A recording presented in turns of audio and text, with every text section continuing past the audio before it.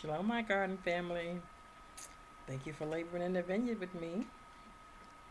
Today I was just going to come in and discuss four of the seeds that I plan on introducing to my garden that are medicinal. Because I feel like in this time, the way things are going in this world, we need to really try to make sure that we have what we need to heal ourselves in the garden. And a couple of these seeds were just given to me, and a couple I purchased, and so I'm going to show you what they are right now. One is the red clover. As you can see, the bee down there getting the pollen off of that clover. These are a very beautiful plant. The other one is going to be watercress. Okay, and the other is going to be the red onion. It's called, it says red Creole onion, but it's just a red onion. And the other one, last but not least, is going to be the Kohlrabi, which is something that I've never grown before, but it's pretty much in the brassica. Is it a brassica? I'm not sure if it's a brassica, but it's in, there's another word for it, for where it is, for what it is, the family that it's in. I'm not sure if it's a brassica, but they say they kind of taste like the stem of a broccoli, but I don't know. I'm just going to grow it to see what I can do with it as far as for medicine. Who knows? I might be able to make a body butter or something with it, or do some of the things that we do. Grind it up, put it in a smoothie. We'll see. I'm not really sure.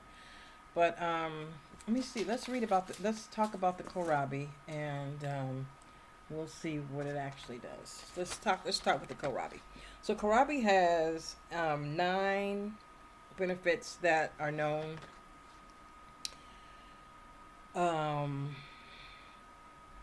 And kohlrabi is pretty much a very versatile vegetable. It's related to the cabbage family, and it's widely consumed in Europe and Asia, and it's gained popularity around the world. The culinary uses, they're a good source of nutrients like vitamin C and fiber. Okay, plus you can enjoy them raw, roasted, or in salads or in stir fries. So that's good to know.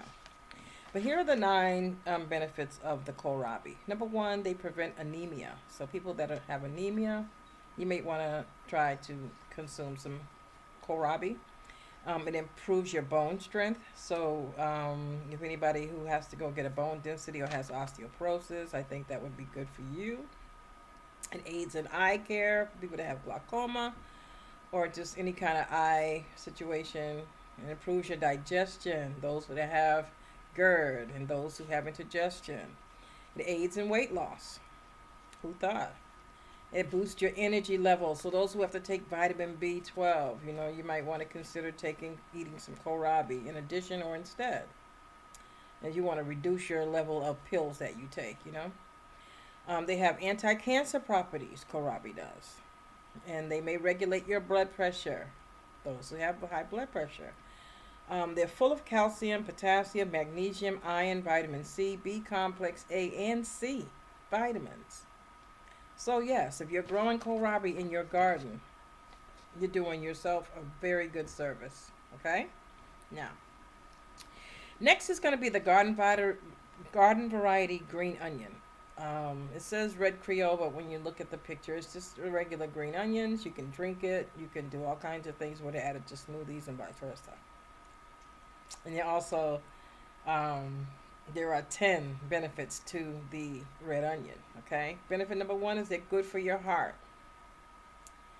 Number 2, they are an anti-inflammatory. So if you are inflamed, you're swollen anywhere, whether it's anything that's swollen, it's great for it. They boost your immune system, help you fight off colds, help you fight off different pathogenic ailments. Let's see. Number 4, they fight cancer.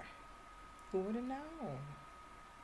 They also aid in digestion, just like the kohlrabi does, and they're rich in vitamins B9, B6, and vitamin C. And they also help to regulate your blood sugar and promotes healthy metabolisms. That's what the B9 and the B6 does. And then it also normalizes your liver enzymes. So if anybody has hepatitis and has a difficulty with their liver, red onions is good for that. They help also improve bone density like the Kohlrabi, and cartilage help. So those who have issues with their cartilage, you might want to consider some red onion. And then they also have some antibacterial protection that try you know they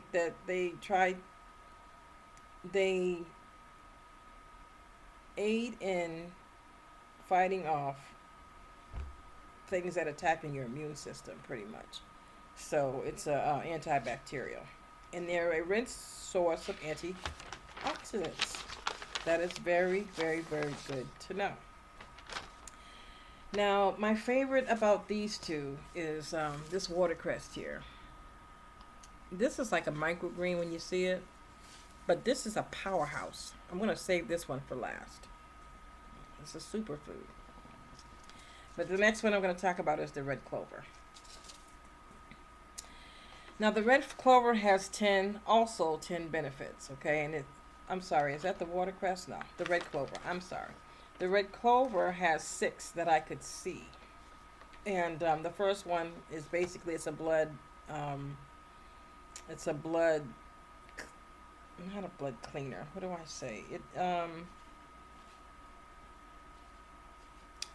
It pretty much helps with your blood. So if you're menopausal, it contains estrogen that mimics flavonoids that reduces hot flashes and hot sweats. It lowers your bone density as well. A lot of these vegetables lower your bone density. And they also slow bone loss. So people that have osteoporosis who can lose some of their bones, or even have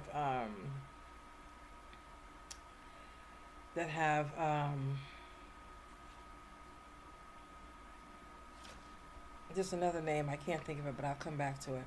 They reduce the risk of depression and anxiety in postmenopausal women. Red clover also helps with respiratory health. It promotes the drainage of mucus and is a cough suppressant.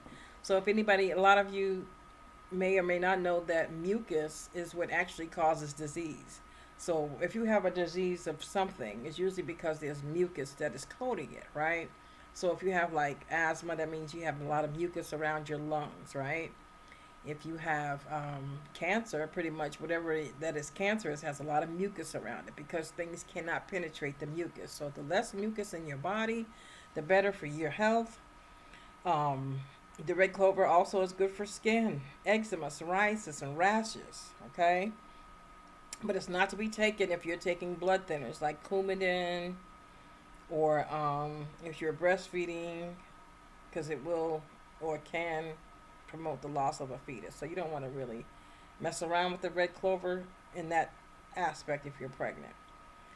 Okay, so so red clover, it does a lot of things. And so it is a nitrogen fixing cover crop widely adopted to multiple climates.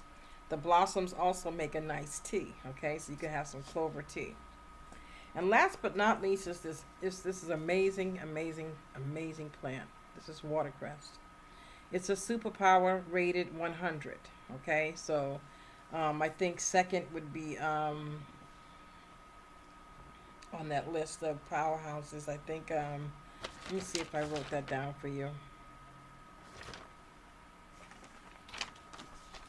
Yes, so there's a score that they give, and this is in watercress rates 100. The Chinese cabbage rates 91.99. So if you can't get any watercress, Chinese cabbage is just as good. Green beets is number 3 with 89.27. Spinach is 86.43, and chicory is 73.36 on. So all of these are some things that you want to consider putting in your garden. I don't know if you can understand my handwriting, but again, Chinese cabbage, the beet greens, not necessarily the beet, and spinach and chicory are the most healthiest greens that you can have in your garden. Hands down. So here's the watercress. It has 10 beneficial properties. Number 1 is packed with nutrients, particularly vitamin K, A, C, calcium, and manganese. 2, it's high in antioxidants. It lowers the risk of chronic disease. 3, it contains compounds that may prevent certain cancers. 4, it's beneficial for heart attacks in many impressive ways. It lowers cholesterol. That's amazing. 5, it's a mineral and vitamin K contents protect against osteoporosis. So again, bone structure. All these 4 seeds are all good for bone structure. 6, boosts the immune function thanks to vitamin C levels that it has. Okay, its nutrient density may aid in weight loss. That's number 7. Number 8 is a dietary nitrate, which may enhance athletic performance. So if you're out there doing exercises, watercress is your friend. Number 9 is rich in carotenoids and vitamin C, which may protect eye health. So that's 2 that protects eye health. And if you know what carotenoids are, you also have, your eye, your cornea, and things like that. So it helps. And 10 is a versatile addition to any meal. And the reason why, again, I'm growing these is because 1, I've never grown them before. 2, I want to see how well they grow and if they grow in my climate well. But from what I can see, they grow pretty well. It says the red clover.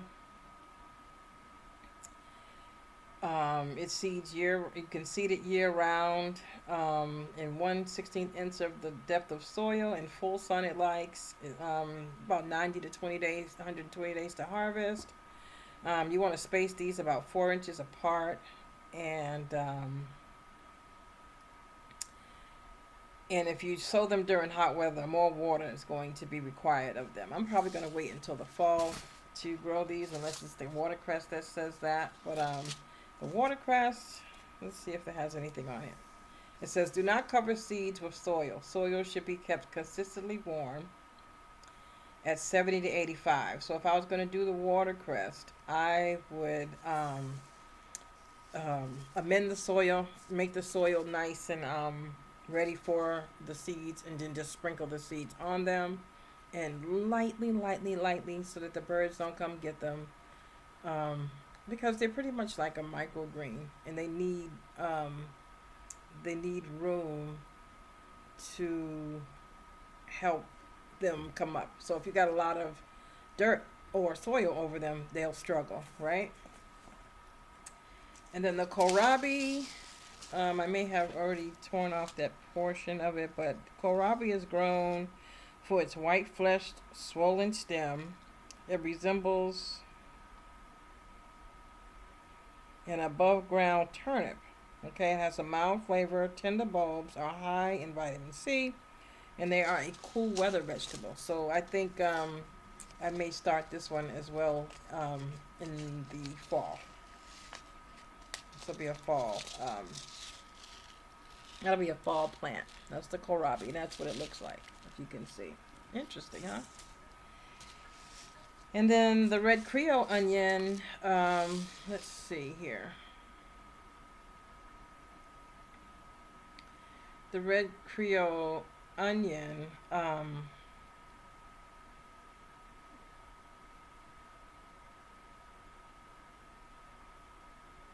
just give me a minute. I'm going to read you a little bit about the red Creole onion so that we can see when it's a good time to plant.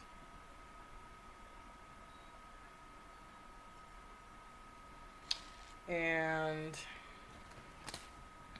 the red Creole onion can be direct seeded, okay, or transplanted, although they recommend transplanting. So I'll probably start them in some cups or pots or whatever, and then when they get a certain height, I'll transplant them 2 inches apart along the row with a row spacing of 24. So once the seeds emerge, then seedlings to a 6-inch plant spacing along the row. Red onion seeds can be planted with Haas garden cedar, whatever that means, okay? So yeah, these are the 4 seeds that I'll be planting within the next few days. Let's put you in the front. They're all medicinal. And like most plants that are in your garden, they're all medicinal. Let me see if I can get them all for a good thumbnail. Let's see. Yeah. So these will be the 3 that I plant. 4. I'm sorry. All right. So thank you for coming to the channel. Remember to always do your best. Be blessed and try to plant something medicinal, something that will benefit you in your garden. And when you use these, try not to boil out the nutrients. If you can get them in a smoothie, keep them fresh. The watercress, you put them in a salad, have them raw. The red clover, you can make a tea with it. And you'll get all the medicinal benefits out of it. Okay, so thank you so much, and remember to do your best, be blessed, and grow something. Shalom, garden family.